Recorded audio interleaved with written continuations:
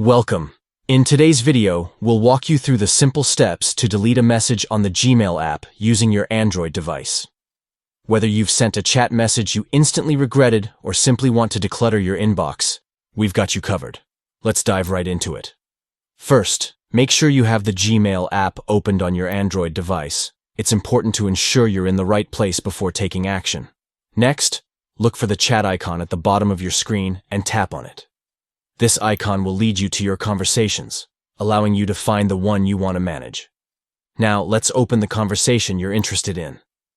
Take a moment to identify the specific message you wish to delete from this conversation.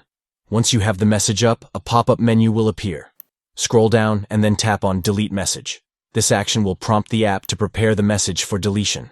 Finally, to confirm your decision, tap Delete. This final step will permanently remove the message from your chat. And that's all there is to it. You've successfully deleted a message on Gmail. If you found this video helpful, don't forget to like, share, and subscribe for more tips like this.